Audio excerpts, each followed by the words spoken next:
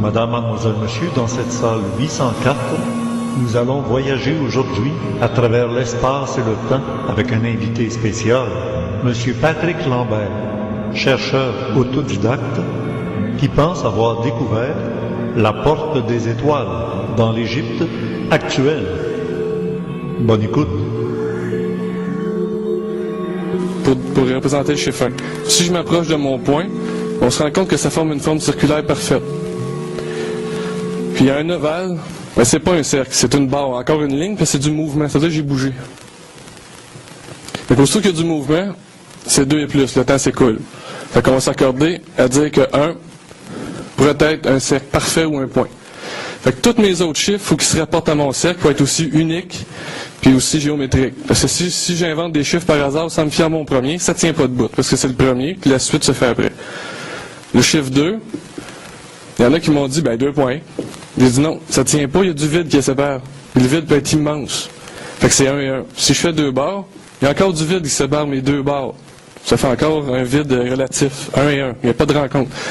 Fait que logiquement, pour dire 2, il faudrait entrecroiser 2 trajectoires. Pour dire, il y a une rencontre qui se fait au centre. On est 2. Puis ça forme une forme géométrique équilatéraux dans le cercle. Le chiffre 3, ça serait un triangle équilatéraux. Parce que dans un cercle, c'est la seule et unique forme possible. À 3 côtés égaux. Puis si on prend nos 3 premiers chiffres tout de suite, on se rend compte que ça nous ressemble.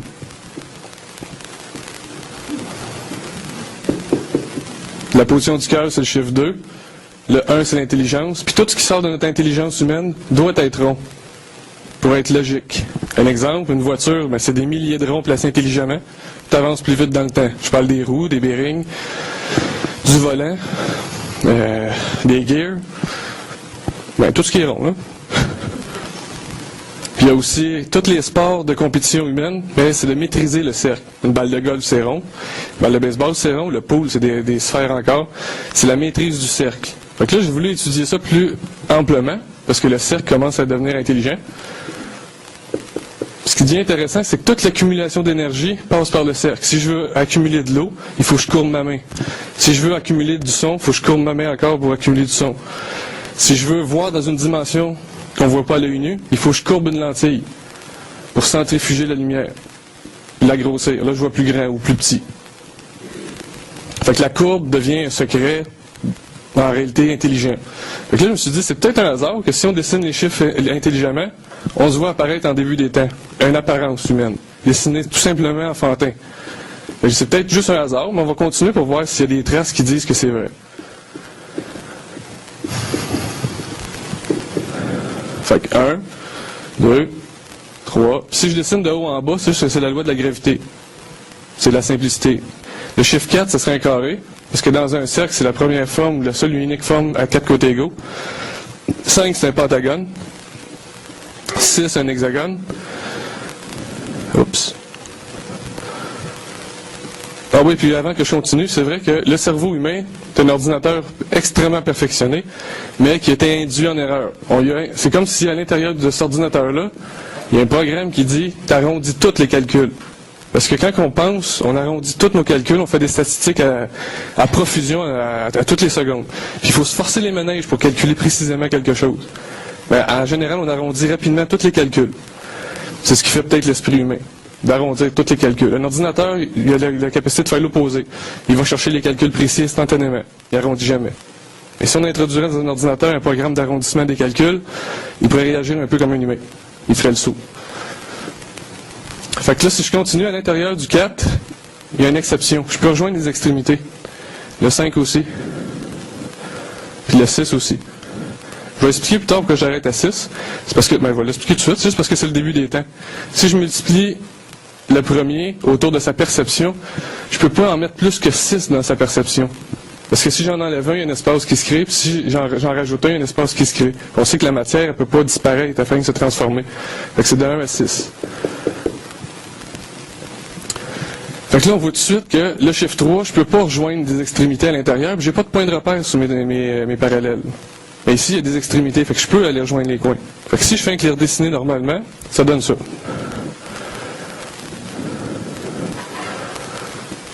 Puis là, on se rend compte que le chiffre 6 me donne le droit de penser que le chiffre 2 est bon. Parce que si je fais 2 fois 3, ça donne 6. Ben, c'est ça que ça dit. Entrecroise 2 triangles, ça donne 6. Fait qu'ils sont bons. Fait que c'est pas le hasard qui fait que on voit l'apparence humaine en dessinant le temps intelligemment. Chacun peut dire, ben oui, c'est simple, je peux pas... On peut inventer tout ce qu'on veut après la simplicité, mais la simplicité reste toujours le chemin le plus probable, on dirait en amour, comme on dit, parce qu'un parent qui a des enfants va toujours chercher le chemin le plus simple pour faire comprendre à son enfant quelque chose. Il ne voudra jamais compliquer ça parce que c'est le temps qui est important. Fait qu'en simplifiant, on économise du temps, de la vie. Fait que là, ce qui devient le fun, c'est que vu que ça ressemble à un humain, je dis, on va continuer à penser comme un humain. Il y a 2 pieds sur Terre. Mais juste en tour de ces pieds, on a une forme pyramidale vue des étoiles. On dirait une pyramide vue des étoiles. Il faut être en haut, les ouais. Oups. Toute la végétation répond à la géométrie, exactement comme les nombres et le temps. Mais ce qui me traumatise un petit peu, pas gros, là, mais quand même un petit peu, c'est que c'est spécial de voir l'apparence humaine au début des temps, si on dessine intelligemment le temps lui-même. C'est un reflet humain à dessin. C'est assez impressionnant. Mais le reste confirme que c'est pas juste un hasard. Là, ici, on voit. Là, on arrive au chiffre 4. Okay, le chiffre 4, on dirait les pyramides vues du ciel. Quand on compare les pyramides... Quand on compare les pyramides à la position terrestre, on se rend compte que c'est un dessin identique. En voulant dire que si je voudrais représenter quelqu'un, c'est pas en écrivant son nom que je l'identifie, parce qu'il y a plusieurs personnes qui ont le même nom, mais pas la même face. Il faudrait que je dessine le visage de quelqu'un exactement comme je le vois, faire un reflet, pour identifier une personne. Si je dessine le visage de quelqu'un, je dis, ça te ressemble-tu? Puis l'autre, il dit, ben oui, c'est lui. Mais ça veut dire que j'ai dessiné son nom. J'ai représenté un dessin à son image. C'est la simplicité même. Si je veux représenter un lieu, il faut que je dessine le lieu. Si je veux représenter quelqu'un, c'est son visage, etc. Donc là, on se rend compte qu'un dessin qui peut représenter la Terre, il faudrait que je dessine sa position dans le système solaire. Le Soleil serait le centre de gravité du système. Puis, il faudrait dessiner les planètes qui la précèdent pour l'identifier. Puis, ce qui est spécial, c'est que les 3 premières planètes, Mercure, Vénus, Terre, sont de la même grosseur proportionnelle aux 3 pyramides et la même inclinaison est identique à Mercure et Mykérinos. Le 9 degrés que Mercure a autour du Soleil quand il tourne, son axe elliptique qu'il appelle, c'est de 9 degrés. On se rend compte que Mykérinos est de 9 degrés d'inclinaison aussi. Donc, les 3 pyramides du plateau de Gizeh seraient un dessin de la position de la Terre, le nom de la Terre, son reflet, son dessin. Fait que la pyramide de Khéops, qui paraît qu'il est la plus grande création sur Terre, serait la Terre elle-même, ou représenterait la Terre elle-même. Fait que là, on a un reflet directement de la position terrestre, juste en dessous de l'apparence humaine. C'est toutes nous autres, ça. Si on dessine le temps intelligemment, ben on se rend compte que c'est l'être humain sur Terre qui est écrit dans 4 premiers chiffres. La plus simple possible, universellement, dans un langage géométrique. Fait que là, si je continue... Il y a beaucoup de scientifiques qui n'acceptent pas cette thèse-là, parce qu'ils me disent, ben là, 5000 ans, les Égyptiens ne pouvaient pas connaître la position parfaite des planètes. Fait que c'est un gros hasard que ça y ressemble beaucoup. Ils disent, ouais, ça, c'est ce que tu crois, tu n'étais pas là, le 5000 ans, tu peux pas vraiment juger l'intelligence des gens de 5000 ans. Ça, c'est d'être prétentieux. Parce qu'ils l'ont fait à reflet. Si aujourd'hui, avec les technologies qu'on a, on veut dessiner la Terre, ben, on ne peut pas faire mieux que les pyramides. Pour faire un dessin simple et universel. Fait que ça les frustre un petit peu. Fait qu'ici, on a les pyramides, le Nil, puis c'est ici qu'on va voir tantôt. Là. Mais juste avant d'aller voir ce point-là, on va regarder les étoiles. Les étoiles les plus brillantes de la ceinture d'Orion, on se rend compte que les 3 étoiles de la ceinture d'Orion qui représentent les pyramides est en ligne droite avec l'étoile la plus brillante du ciel, Sirius. Donc là, on a les pyramides, les étoiles et la plus brillante. Fait que si on compare les étoiles aux pyramides, on se rend compte que c'est une carte de la Terre à son dessin, à son endroit. On se rend compte que l'étoile la plus brillante est atteignable au sol sur Terre. C'est là qu'on va comparer nos 2 cartes. Je ne sais pas si on voit bien. On se rend compte que la Voie lactée, qui est un fleuve de feu, des milliards d'étoiles, est parallèle au fleuve d'eau ici, qui est le Nil, par rapport à l'angle des 3 pyramides et l'angle des 3 étoiles de la ceinture d'Orion. Puis qu'en ligne droite avec l'étoile la plus brillante qui est ici, ben ça représente un endroit sur Terre au sol. Donc on va aller voir qu'est-ce qu'il y a là, s'il y a d'autres dessins. C'est du dessin qui est la simplicité. Même un enfant, quand on veut apprendre des choses, il faut qu'on le dessine, puis il faut qu'il reflète notre dessin. Puis on sait qu'utiliser l'intelligence, c'est de réfléchir, puis agir intelligemment, c'est briller. Quand on dit c'est brillant, ça veut dire que c'est agir intelligemment, c'est réfléchir. Puis là, ça va être juste des reflets sur l'étoile la plus brillante. Puis là, on va aller voir qu'est-ce qu'il y a ici, à l'étoile la plus brillante sur Terre, juste voir. Celle-là. Voilà. On se rend compte que tout le quartier de Mohan-Dessin, au Caire, est dessiné en forme de porte et fenêtre, vue du ciel. Il faut être dans le ciel pour voir que c'est une porte. Puis en plein milieu, mais c'est l'étoile la plus brillante, qui serait Sirius. On va aller voir l'étoile la plus brillante dans le dessin d'une porte, à voir à quoi ça ressemble. Là, l'objet qui est au milieu. Un objet de 6 côtés par 6, exactement comme l'étoile la plus brillante quand on la dessine. Hexagone par hexagone. Fait que c'est encore le même dessin au même endroit. Et cette fontaine-là est assez spéciale direct en partant parce que grâce aux pyramides, elle représente l'étoile la plus brillante dans le dessin d'une porte. Puis ici, on voit qu'il y a bien du monde autour. Mais je ne sais pas quel événement qui s'était produit. Ici aussi, on voit la fontaine qui représenterait Sirius sur Terre. Il y a même l'épaisseur du cadrage qui est identique. Regardez l'épaisseur du cadrage. Ici, là. On voit que c'est une ligne là, puis une ligne ici. Là. Il y a une épaisseur. Exactement la même chose. L'étoile est à la même place. Ça, c'est une église qui date de celle de Berthierville, qui date d'au moins 300 ans, minimum.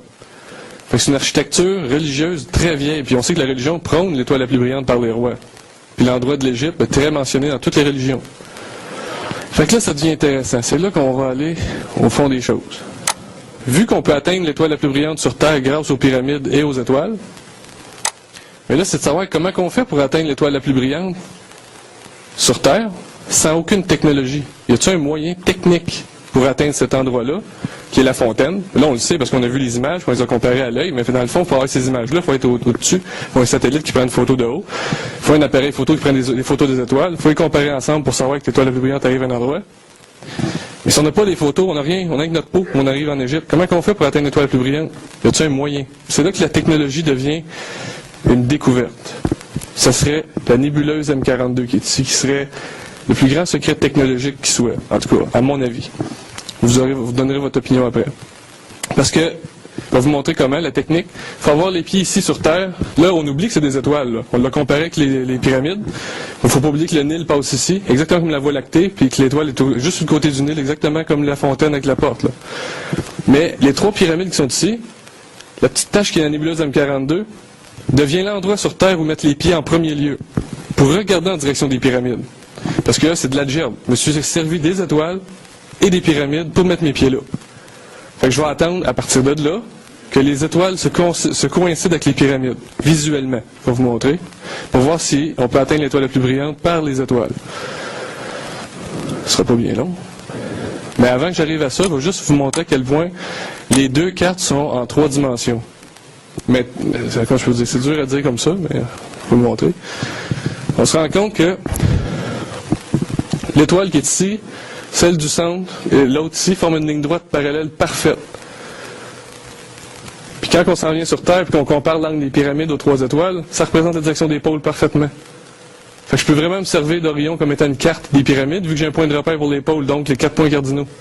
En partant, ça devient intéressant. On a 2 points de repère.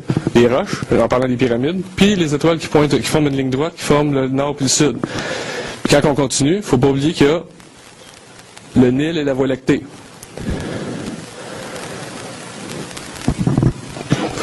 Le Nil, la Voie lactée. Puis on voit très bien que c'est tout proche. Exactement pareil. Mais on se rend compte tout de suite que c'est très proche, puis que c'est très probable, vu qu'il y a une porte de dessinée là, puis il y a un objet à 6 côtés par 6, pile à la bonne place. Puis c'est grâce au dessin. Quand j'ai dessiné les chiffres en géométrie, c'est ça qui m'amène à ça, là. Il y a 15 km entre les pyramides. Ben, entre 13 et 15, okay. D'ici à là. Fait que avec la technologie, on peut arriver à le retracer, mais sans ça, c'est la nébuleuse ici. C'est ici qu'on va aller mettre nos pieds sur Terre, juste ici. On va aller voir qui est là. Qu'est-ce qu'il y a là? Parce qu'à partir de là, on regarde en direction des pyramides, puis on attend que les étoiles s'entreposent ensemble. Fait que là, toutes les autres étoiles se positionnent intelligemment pour indiquer le sol, puis ils indiquent l'emplacement parfait de l'étoile. Il va falloir les pieds là avant tout. Puis le point de repère est bien indiqué. Je vais vous montrer exactement le détail, tranquillement, pas vite. C'est la superposition des 3 pyramides avec le baudrier d'Orion, les 3. Oui, pour connaître l'emplacement de la nébuleuse sur Terre. Cette fameuse nébuleuse-là. C'est la grande nébuleuse d'Orion. OK. Ça s'appelle la grande nébuleuse d'Orion, que tu appelles la NGC 1976. C'est le nom scientifique qui a été donné à la nébuleuse. OK. Je ne sais pas, mais là, ça n'a plus rapport, parce que c'est ça le dessin de la Terre. Là, ça devient l'endroit où mettre les pieds, vu que c'est l'endroit lumineux le plus près des trois. C'est l'endroit le retraçable le plus près. C'est plus facile. Ça marche, Gilles? Au début, je n'étais pas sûr, mais on va aller vérifier si c'est vraiment un endroit important par rapport à ça, parce que c'est l'endroit le plus facile à atteindre, vu qu'on le voit qu'il est tout de suite bien proche, puis brillant. Puis c'est assez impressionnant. C'est là que j'arrive à un petit bout qu'il faut que je dessine tantôt pour montrer les détails techniques, qui devient, à mon avis, une découverte technologique. Puis une technologie, c'est une technique intelligente, une technique logique. Ça veut dire que tout ce qui est logique doit être nécessairement à dessin. Parce que si on ne peut pas le dessiner, on ne peut pas le représenter devant nos yeux, on ne peut pas le partager. C'est beau? Et comme ça. Puis là, je les ai mis toutes la même proportion, parce qu'on aurait 3 fois entrecroisé les pyramides ici. Ça, c'est le dessin des pyramides, au centre, comme ça aussi, et comme ça. 3 grandeurs qui s'entrecroisent. Tout avec la même étoile centrale. On a 4 entrecroisements au même endroit. La ligne droite, puis les 3 fois qui est les pyramides. Mais là, les 3 fois entrecroisés, je les ai mis tous ensemble pour voir si le 9 degrés était identique. J'ai mis les 3 étoiles de ceinture d'Orion ici en haut. Là, on a Betelgeuse avec Rigel et Sirius Aldébaran. Donc les 3 ici, 3 comme ça et 3 comme ça sont les 3 ici. Là, on voit vraiment que l'inclinaison est très similaire là, quand on les met à la même proportion. Donc, ce serait le même dessin. Fait que la Terre représente l'étoile la plus brillante dans le dessin, parce que ça, c'est la Mercure, Vénus, Terre. Fait que là, on a la Terre ici. Là. Fait que l'étoile la plus brillante et la Terre sont dans la même position dans le même dessin, puis on peut l'atteindre sur Terre, l'étoile la plus brillante, grâce aux pyramides. On a les 3 pyramides. Là, je mets les pieds à la nébuleuse M42. Là, j'ai les pieds à M42. Puis tantôt, on va aller voir qu'est-ce qu'il y a là à cet endroit-là. Vu que c'est un endroit important, ce serait l'endroit où mettre les pieds pour que ça prenne tout son sens. Les étoiles d'Orion, toutes les nuits de décembre, entre le 20 et le 31 décembre, arrivent très précisément comme ça. Toutes les nuits, ils passent comme ça. Puis quand ils arrivent exactement au-dessus des pyramides, ça donne ça. La ligne droite arrive verticale. Puis les 3 comme ça. Là, j'ai les pieds ici en ce moment. L'étoile la plus brillante est ici, Aldébaran. Fait que là, ce qui devient très percutant, c'est le fait que ça représente la petite pyramide, elle la grande. Elle la petite, elle la grande. Elle la petite, puis elle la grande. Donc, les 3 grandes et les 3 petites sont séparées par une ligne droite et sont du même côté représentatif. La petite est du côté des petites, les 3 grandes du côté des grandes, puis les 3 seules qui forment une ligne verticale sont vis-à-vis le centre. Fait que c'est vraiment un alignement à reflet parfait. Mais c'est possible juste si j'ai les pieds sur la nébuleuse, au sol. Fait que ça devient logique. Fait que là, je me suis dit, on va vérifier si toutes les autres constellations ont une disposition logique aussi. Parce que mon but, c'est d'atteindre l'étoile la plus brillante sur Terre. Fait que là, j'ai les pieds ici, il faut que je parte de là, aller là. D'ici, aller par là. Fait que les constellations qui apparaissent en même temps, parce que les étoiles ne bougent pas comme ils veulent, ils bougent tout ensemble, c'est la Terre qui est en mouvement. Ça se présente de cette façon. Après ça, je vais vous le montrer sur l'échelle d'astronomie. L'étoile la plus brillante se trouve dans la constellation du Grand Chien. Puis la Voie lactée, quand tout est placé, la Voie lactée est ici, vis-à-vis de la pyramide qui représente la Terre, et l'étoile la plus brillante. Le Petit Chien est ici. Fait qu'on a le Grand Chien, Petit Chien. Grand Lion, Petit Lion. Et Grand Ours, Petit Ours. Je vais le montrer tantôt, parce qu'on va montrer que les lions et les chiens, ils ressemblent à un lion et un chien, mais pas les ours. Les ours ressemblent à 2 symboles qui s'inversent l'un l'autre. Un qui touche notre planète, de son extrémité, et l'autre touche une étoile particulière de son extrémité. Fait que là, je me suis dit, vu qu'on a 2 dessins qui s'inversent, un petit et un grand, comme un yin-yang un peu, puis un qui touche notre planète, un qui touche une étoile, je me suis demandé s'il n'y a pas une espèce de correspondance entre ces 2 lieux, entre la Terre et cette étoile. Ce qui devient bien impressionnant, c'est que cette étoile, c'est l'étoile polaire. La seule étoile à être fixée à notre rotation terrestre. Fait qu'elle est unique à la Terre. C'est drôle que les 2 symboles qui s'inversent indiquent logiquement un alignement entre ciel et terre. C'est ça qui se produit. Puis les lions, les ours et les chiens, c'est les 3 seules constellations à être dessinées en double, petit et grand. Puis ils se positionnent comme les pyramides. Les lions, les ours. Les lions, c'est un petit peu plus petit que les ours, mais les chiens, c'est très petit. Puis c'est incliné de 9 degrés. Juste au-dessus de la grande. Puis séparé par la Voie lactée. Là, on a les ours et les lions. Puis les lions représentent la pyramide du centre. Exactement où on a les pieds, puis on regarde le centre. C'est comme l'aiguillage. Et vous saisissez le drôle de hasard astronomique. Tu sais, parce que tu nous disais à Québec, un hasard quand ça arrive une fois. Quand ça arrive 2 fois, ça commence à être probabilité. Oui. Puis 3 fois, puis 4 fois, là, ça fait déjà 4-5 que tu nous passes là. Oui, c'est tous des dessins qui représentent la Terre. C'est ça. C'est là qu'on les compare le plus possible pour voir s'il n'y a pas une défaillance. C'est pas juste un hasard, ça pourrait. Fait que là, je rajoute les constellations. L'étoile la plus brillante est ici.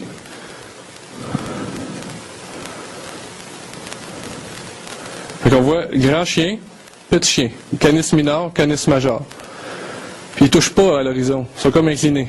Et là, on se tourne la tête vers l'est, exactement la direction où le sphinx regarde, mais il trouve son reflet à lui, devant lui, les lions, grand lion, petit lion. Puis le lion regarde en direction d'Orion. Exactement comme nous quand on est placé à M42, puis on regarde le centre. Quand on se tourne encore la tête, eh bien les 2 ours. Puis là, on voit que la grande ours indique le sol, entre le nord et le nord-est.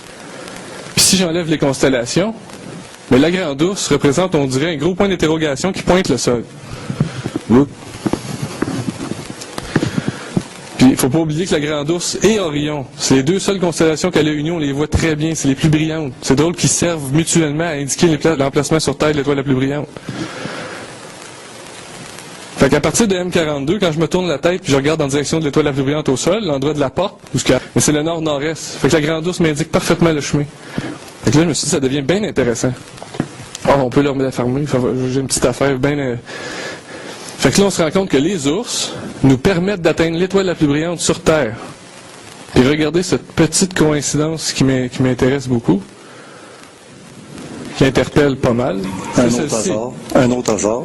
C'est que la position de la Terre, grande pyramide, l'étoile la plus brillante et les ours sont toutes dans la même position du dessin. Ils servent tous en même temps. Les ours servent à indiquer l'étoile la plus brillante sur Terre.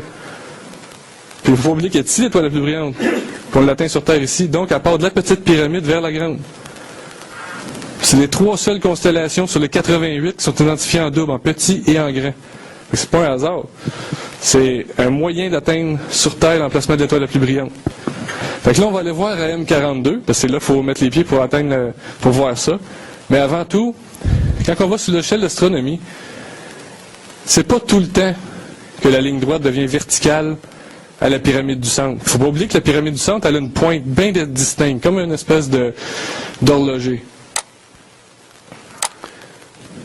Elle a une pointe. Il y en a qui vont trouver plein de raisons. Mais ils ont fait des maisons avec les briques qui traînent, patati patata. Mais pourquoi qu'elle est bien belle, puis elle aussi, puis c'est elle la plus grosse? Comment ça, celle du milieu, on laisse une pointe? Pourquoi ils ont bien nettoyé la petite et la grosse? C'est bien bizarre. C'est plus d'ouvrage nettoyer la grande. Fait que c'est une raison logique. Fait que vu que celle du milieu a une pointe, on va vérifier l'alignement, parce que la ligne droite verticale, quand elle rentre dans le milieu, la pointe serait comme un aiguillage. Puis ce qui se passe, c'est que la ligne droite, là je vais montrer, ouais, là il faut que je retourne sur le tableau. Il y en a beaucoup qui connaissent l'émission de Porte des étoiles, l'émission de science-fiction et le film. Ils disent qu'ils ont trouvé un anneau en Égypte grâce aux pyramides, ça ouvre une porte des étoiles. C'est Orion qui compare aux cartouches en premier, patati, puis en tout cas, il en met. Tantôt, je vais vous montrer à quel point ils ne se sont pas servis de n'importe quoi. Oups. Bon. Fait que là, ce qui se produit, non, pas comme ça, vous voyez rien. Là. À peu près ici. Fait que là, celle du centre, elle a une pointe. Quand la ligne droite arrive au milieu, c'est juste depuis l'an 2000 qu'elle arrive pile au centre. Elle a commencé à rentrer au centre en 1950, dans la pointe en 1950. Si je recule le ciel d'astronomie en 1950, on se rend compte que la ligne droite recule. Je l'ai reculé à l'an 3000 avant Jésus-Christ, la ligne droite arrivait verticale ici. Puis avant ça, ici. C'est depuis 2000, entre 1950 et 2050, à rapport avec la pointe. Puis 2000 était pile au centre. Fait qu'entre 1950 et 2050, mais il est possible d'atteindre l'étoile la plus brillante du ciel, logiquement, parce que ça forme un balancier. Tantôt, j'ai montré que, oups, la ligne droite séparait les 3 grands des 3 petits. Fait que ça forme un balancier, comme le symbole de la justice, le symbole de l'intelligence, tous les symboles d'équilibre. Aussitôt que la ligne droite sort de la pointe en 1950, c'est comme si la Terre serait en déséquilibre. Parce que c'est le dessin de la Terre qui est reproduit 1 millier de fois, là, si on veut. Là. Mais on va dire 6 fois. Puis tout ça a commencé en dessinant les chiffres en géométrie. Tout simplement. Fait que là, on a les chiens, les lions et les ours. Fait que là, il est possible. Fait que là, on va aller voir qu'est-ce qu'il y a ici. Parce que c'est là qu'il faut mettre les pieds. Là, je me suis dit, ce terrain-là, j'aimerais bien ça l'étudier pour voir s'il y a quelque chose de spécial. Parce que si jamais il n'y a rien, puis c'est un Walmart, je vais dire, bah, ils vont nous vendre de quoi, tu sais. McDo. Puis là, faut pas oublier. Là, faut pas oublier que les grands et les petits sont alignés, mais ici aussi, hein, la grande pyramide et la petite sont alignés. Les chiens, c'est la petite pyramide par rapport aux constellations. Donc, le petit et le grand sont alignés, puis encore, les grands sont à terre, puis les petits en haut, comme ici. Puis ici aussi, les petits pointent vers le haut, puis les grands vers le bas. C'est une synthèse. Puis c'est la logique de gravité. Tout ce qui est plus gros va aller vers le sol, les plus petits vers le haut. Depuis 1950, il y aurait la possibilité d'accéder. Ça devient logique. C'est ça. Ça devient balancé. J'ai vérifié si ça se produisait avant, ça ne s'est jamais produit. Il y aurait des chances que ceux qui ont dessiné qui ont fabriqué les pyramides, ils l'ont fait pour notre époque. On vit une époque très particulière. L'évolution technologique est en train de refléter notre réalité. On ne saura plus qu'est-ce qui est vrai et faux tantôt. C'est ça qui est dangereux. Là, j'ai les pieds ici. Fait que là, on s'en va voir ici qu'est-ce qu'il y a là. Bon. En mettant la nébuleuse, on voit qu'il y a un édifice édifié ici. Fait que j'ai voulu savoir qui est là. C'est quoi ça, cet édifice-là? Il y a un building, quelqu'un qui le sait, quelqu'un qui s'est établi une demeure pile sur M42 pour ouvrir la porte d'étoile la plus brillante. Fait que les autres doivent le savoir comment ça marche. Ou ils ont trouvé un objet spécial à cet endroit, qui est comme l'ouverture de la porte. Et je vais aller pas à pas. On voit l'édifice, les pyramides sont loin. Là. Ici, on voit qu'il y a quelque chose sur le terrain. Le building est fait sur le long. Là. On va aller étudier le terrain.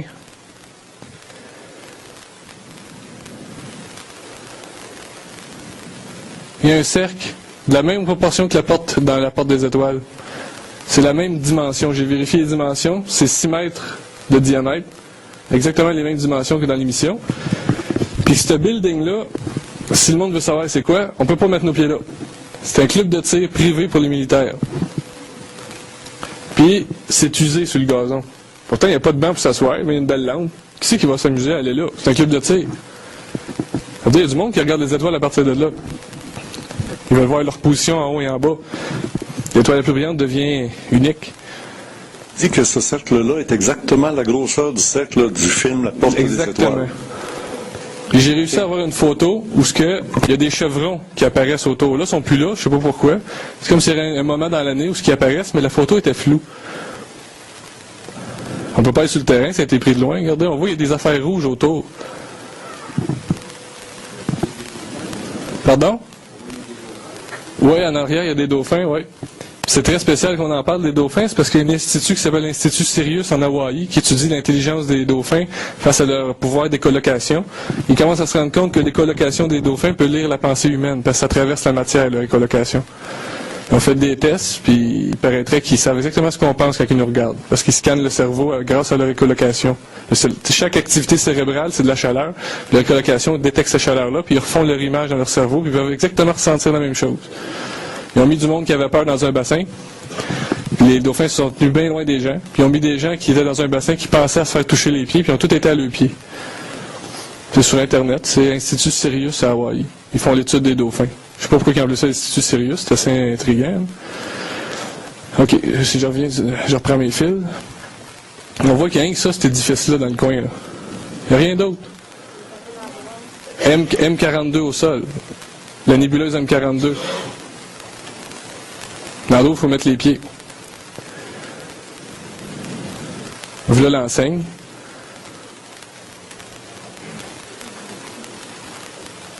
Puis le mot club, il est très important, le mot club.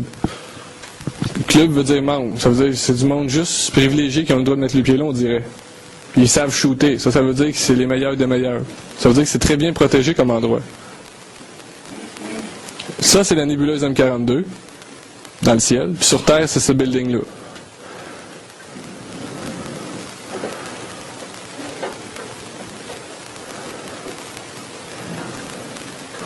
que c'est les pieds, c'est ici. Fait que tout ce que je vous ai montré tantôt devient logique quand on a un pied ici. Fait que si on s'en va comparer ça à la porte des étoiles, juste l'émission de science-fiction,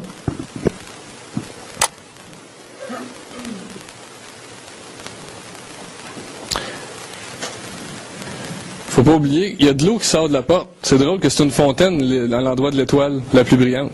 Puis on voit les chevrons allumés, exactement comme les objets rouges qui étaient autour du cercle. Puis quand on regarde la fontaine, ben, il y a de l'eau qui jaillit aussi, en plein centre. C'est le même procédé. Puis c'est l'étoile la plus brillante dans le dessin d'une porte grâce aux pyramides. Sans les pyramides, ça reste juste une fontaine dans le dessin d'un quartier en forme de porte. À cause des pyramides, ça devient 5000 ans d'histoire. Elle devient précieuse juste à cause des pyramides, puis des étoiles. Ça peut être une autre coïncidence, mais c'est drôle que c'est de l'eau qui sort comme vortex, puis servent de ça. Ça a été trouvé près des pyramides. Si on regarde un petit bout du film, là, il ne faut pas oublier que c'est le cercle où on met les pieds, c'est de là aller jusqu'à la fontaine qui est 6 côtés par 6, on part de 1 à 6. Puis dans le film, c'était... Oui. Ah non, là, il n'y a pas de son, non. Non, il n'y a pas de son, c'est correct. Il dit, ici, il est en train d'expliquer que pour ouvrir une porte en 3 dimensions, ou pour circuler dans un espace en 3 dimensions, il faut 6 points de repère pour créer un centre précis. De l'autre, il dit, ben, il faut 17 points. Regarde bien. C'est un film de science-fiction qui se base sur la réalité, parce que là, il dit, pour circuler un circuit en 3 dimensions, il faut 6 points, mais il faut tout d'abord un point d'origine pour s'y rendre. C'est-tu toi qui joues dans le film? Non. Il y a des ressemblances, encore un hasard. Fait que là, ça serait logique que la nébuleuse, le cercle est ici, on part du club de tir, puis quand la grande ours indique le sol, on peut atteindre l'endroit à 6 côtés. C'est la même synthèse. 1 à 6. Puis dans la porte d'Atlantis, la suite de la porte des étoiles, quand ça commence comme ça. C'est un hexagone entouré de 6 hexagones qui sort de l'eau. C'est 6 petits hexagones autour. Là, on les voit mal, mais quand on écoute l'émission, on les voit très bien. Ils ont les mêmes proportions que celles de la fontaine, puis celui du milieu est un peu plus grand. Pareil. Puis il sort de l'eau. C'est une fontaine là-bas. Fait que c'est peut-être une ville souterraine, on ne sait pas.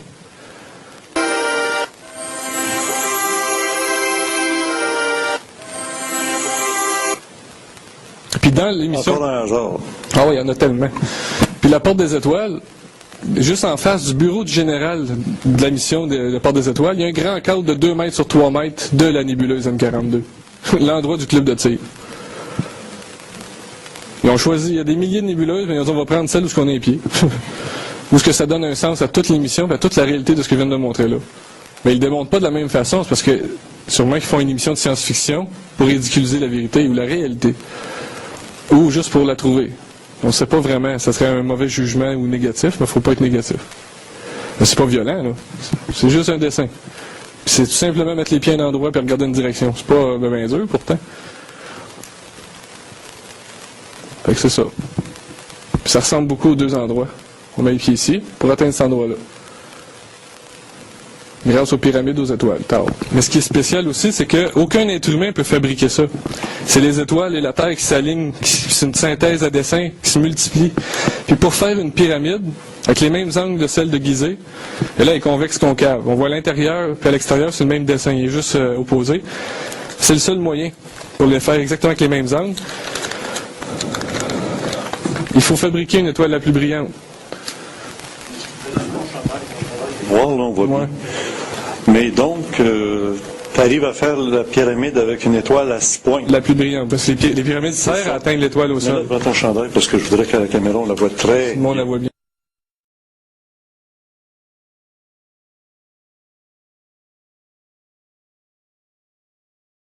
C'est clair. C'est une géométrie de base. Fais-le donc. Lentement. Tu relis les points par en dedans. Sur Internet, il va falloir donner la recette. Puis après, ça se tient solide, là. Oui. Solide. Quand on la met, c'est solide. Oui. Puis ça, c'est dans la porte des étoiles aussi, de science-fiction. Le cartouche qu'il trouve, c'est Orion, au-dessus des pyramides. C'est de la science-fiction, ça, là. C'est inventé pour la série Stargate. Mais ils servent des mêmes éléments. C'est ça. Fait que là, on sait vraiment que ce que j'ai montré là, j'ai pas menti nulle part. Vous pouvez vérifier des centaines de fois, c'est très précis. Mais c'est toujours le dessin de la position de la Terre qui se multiplie pour atteindre l'étoile la plus brillante du ciel sur Terre. Puis d'une façon enfantine, parce que c'est très simple. Faut dessiner en géométrie les chiffres pour pouvoir atteindre l'endroit. Ou comprendre que l'étoile la plus brillante serait le but des pyramides. Ils servent à retracer l'endroit. Puis que toute une ville, tout un quartier complet représente une porte vue du ciel, à l'endroit de l'étoile la plus brillante, grâce aux pyramides, là on se pose plus de questions. On s'en pose juste regarder les étoiles, c'est pas la fin du monde, juste voir comment on se sent, on se sent au bon endroit, au bon moment. Le rond, on peut y aller? Non, personne ne peut entrer sur le terrain. Ah, même pas sur le rond? Non, même pas franchir. La personne qui m'a pris les photos, c'est un de mes amis qui est au Caire, qui dit que le soldat qui était en face, il a dit de pas prendre de photos, puis il dit que c'était pour mettre ça sur Google Earth. Il dit c'est pour identifier le lieu sur Google, il le laissait faire. OK. Fait que la photo est sur Google Earth. Quand tu pèses sur la nébuleuse M42, le building, tu vois sa photo du building. Là, tu ne nous as pas montré la fresque qu'il y a sur le building, là, tu sais. Oui, tantôt. Une chose à la fois. Oui, c'est beau. C'est ça. Non, je ne savais pas que tu achevais. Non, faut que je montre les bateaux. Faut que je montre les barques solaires dans le cours du club de tir. Excellent. Parce que dans le cours du club de tir, ils ont fait d'autres dessins visibles du ciel. Il y a des bateaux visibles du ciel encore, des barques solaires en forme d'arche. Il ne faut pas oublier que dans la Bible, il parlait qu'il fallait entrer un animal de chaque dans l'arche. Puis c'est un animal de chaque qu'on voit se positionner quand tout est placé. Puis ça ressemble beaucoup à une barque solaire. Encore du dessin visible du ciel. La même technologie. On a des hublots, un mât, une voile, une coque en forme d'arche, une dérive avec un gouvernail, le petit carré, qui est juste ici. Fait qu'on, si on veut dessiner une barque solaire plus précis en se servant de je sais pas quel élément, parce que je sais pas en quoi c'est fait. Ça peut être des vaisseaux, ça peut être n'importe quoi, parce que selon la mythologie, les dieux égyptiens voyageaient à bord de barques solaires. C'est peut-être des engins, de vrais engins. C'est juste une spéculation, j'ai pas la preuve de ça.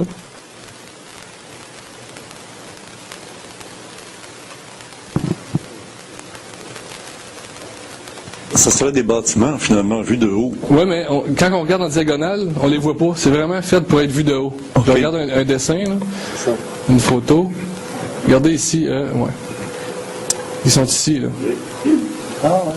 On peut pas les distinguer si on n'est pas dans le ciel. Fait que juste en dessous des bateaux, parce que là on se rend compte que c'est du dessin. Comme ça, c'est un bateau. Comme ça, c'est pas un bateau. Puis comme ça, encore moins. Et comme ça non plus. Mais de ce sens-là, oui. Fait que j'ai dit, on va regarder en dessous s'il n'y a pas d'autres dessins. Ça, c'est son sens de regard. Puis en dessous de ces bateaux-là, on découvre ceci. Des édifices placés d'une façon particulière. On dirait du numérique.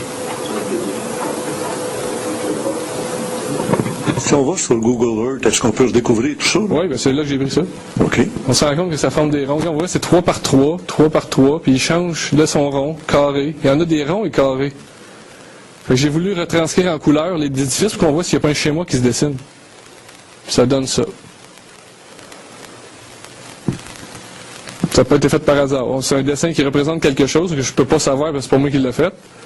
Toutes les bleus, c'est les mêmes édifices. Toutes les jaunes, c'est les mêmes. Les noirs aussi. Puis on dirait qu'il y a des rouges qui font le tour, qui s'infiltrent entre le jaune et le rouge. Comme ici. Entre le jaune et le rouge, ils s'infiltrent. Fait que visible du ciel, il y a comme une tactique ou une espèce d'inscription, une consigne. Peut-être une consigne d'intrusion, parce que c'est entre 2 couches. Une façon fait que ce building-là est peut-être très important aussi pour ce secteur. Fait que j'ai voulu savoir c'est quoi ce secteur-là, mais il paraît que c'est toutes les familles des militaires qui vivent là. On dirait qu'elle n'est pas complètement déterrée, puis elle est séparée par quelque chose. Mais la différence entre les 3 autres, c'est leur dérive. Regardez, leur dérive grandit. Petit, moyen, gros. C'est comme si ça dirait que le bateau dérive, puis s'échoue. Mais c'est mon interprétation personnelle, là. Mais si on cherche une différence entre les 3 bateaux, c'est leur dérive, puis celui-là, mais on voit qu'il est carrément enterré. Puis c'est tout dernièrement que, quand j'ai retourné sur Google, il avait mis un 5e bateau. Puis quand on y retourne à cette heure, ils l'ont enlevé. Ils s'amusent à enlever les photos pour les remettre. Il y en a 5 à cette heure. Celui qui était enterré, c'était lui. Maintenant, il est bien beau, puis il en fait un autre. Fait que c'est sûr que c'est pas un bateau, c'est un dessin de bateau. Les pyramides, c'est pas la Terre, c'est un dessin de la Terre. Les constellations, c'est pas la Terre, c'est un dessin de la Terre. C'est ça que les humains font, c'est l'intelligence qui fait ça. On peut faire des lapins en chocolat, au crayon de tir, crayon feutre, ou en chair et en os. Fait que ça reste une représentation. Je vais vous montrer l'endroit, là. Ça, c'est tous les édifices de tantôt, là, vus de côté. Il y a peut-être au moins 100 000 à 200 000 personnes qui peuvent vivre dans le quartier. C'est des édifices immenses. Bon. Ça, c'est en arrière. Le club de tir est ici. Puis en arrière, ils sont en train de fabriquer le musée égyptien, le plus grand musée au monde. Ils disent qu'il va coûter une affaire comme 5 milliards de dollars, je ne me rappelle plus du chiffre, mais ils appellent ça le grand musée égyptien. Il se fait en arrière de la nébuleuse. Pile un endroit dans le bon angle pour voir l'alignement aussi. Mais il n'est pas fini de construire, mais ils le font pile au bon endroit. L'édifice est ici, là. Ils le font en arrière. Donc à partir d'ici, on peut encore voir l'alignement. Puis ils pointent vers les bateaux.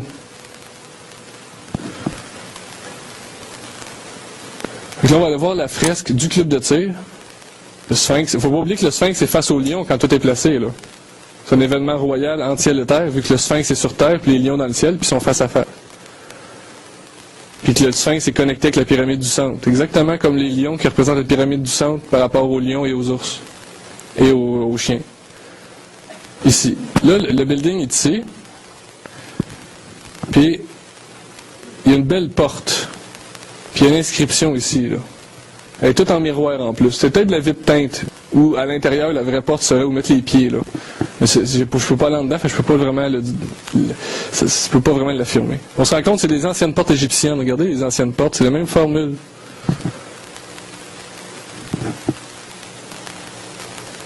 Fait que la fresque est ici. Il y a des ondes en dessous, l'ondulation de l'eau et du soleil. Les symboles, la tête du président qui est ici. La statue de la Renaissance. Ça, c'est le logo du club de tir, ça. C'est le cheval de guerre. Fait qu'on a le président, la Renaissance, le cheval de guerre, puis il y a deux petits symboles après. Regardez, on dirait un obélix. Puis ici, on dirait une statue au bout de quelque chose. Fait que je me suis dit, ça ressemble beaucoup à Washington, la statue qui est ici, qui regarde l'obélix. Puis cette statue, elle a une couronne d'étoiles. C'est bizarre que si on se place en Égypte à l'endroit précis, puis on regarde en direction des pyramides, puis on met une obélix en face de nous, mais ça devient l'aiguille pour nous montrer le temps précis où la ligne verticale arrive au-dessus de la pyramide du centre. L'obélix nous pointe l'aiguillage parfait.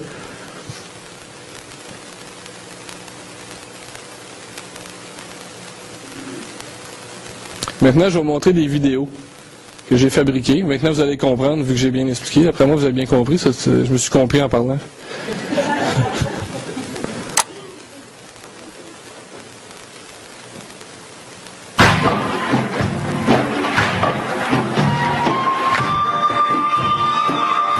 Là, je l'ai mis pas fort le son parce que les paroles sont en arabe. Peut-être que vous ne comprendrez pas ce qu'il dit. Mais le titre de la toune, c'est le sang royal de Marie, en égyptien. Je ne le savais pas au début, c'est un de mes amis en Égypte qui me l'a envoyé. C'est une toune super bonne. Je la trouvais bonne, je l'ai mis sur la vidéo. Vidéo là, c'est toi qui l'as fait, Patrick? J'ai tout fait le montage au complet, la création 3D, puis tout de A à Z. Ça a pris du temps. Je voulais essayer de faire un document sur tout ce que j'ai expliqué sans être obligé de parler. Il faut que je l'explique avant de montrer la vidéo pour que les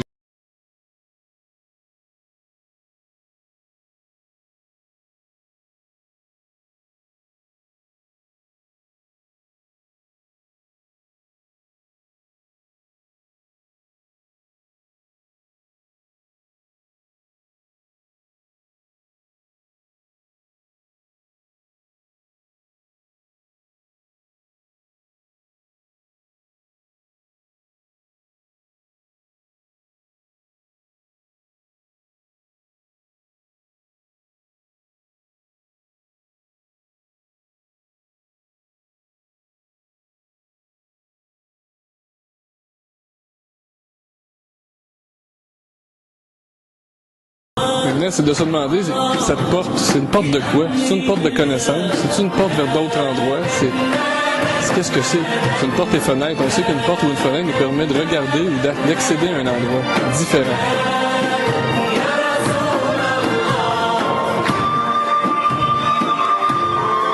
Ben, je peux pas l'avouer ou l'affirmer, j'ai pas expérimenté.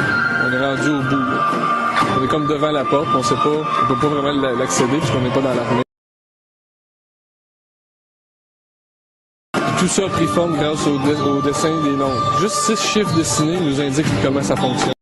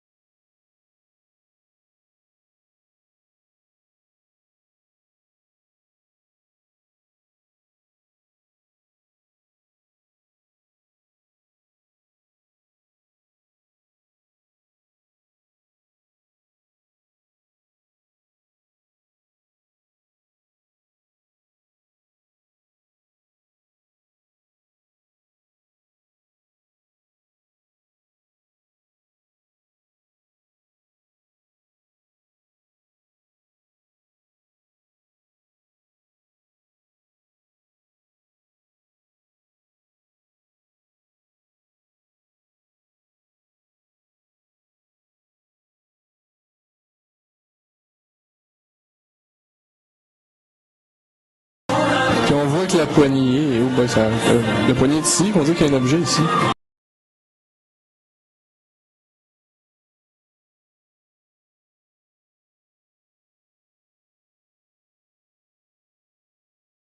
Il s'est produit quelque chose en 2005, le 31 décembre, lors de l'alignement, pile à la fontaine, dans la porte. Je vais vous montrer après.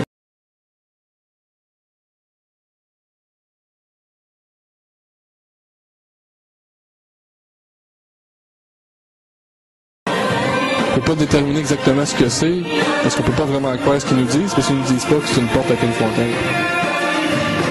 Mais il y a des centaines de milliers, des milliers de soldats et de polices syriates égyptiennes qui ont encerclé des réfugiés à cet endroit. Pile à l'heure, quand tout était bien placé, le 31 décembre de l'an 2005. Donc tout était possible.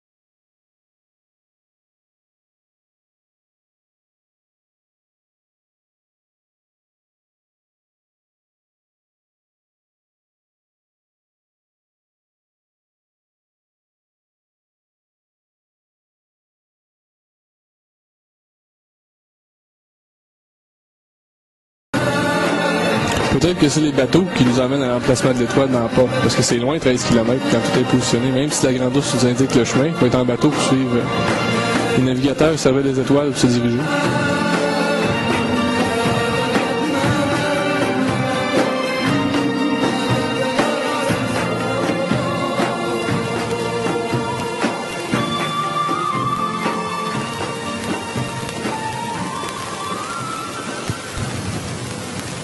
Fait que ça, c'était la vidéo.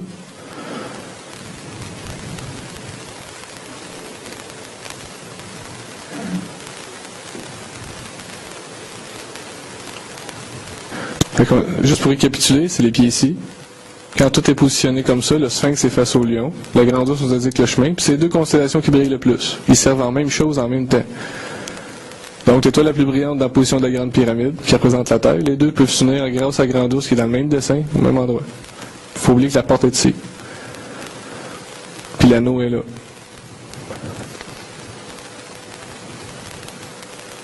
Et ça, c'est la formule.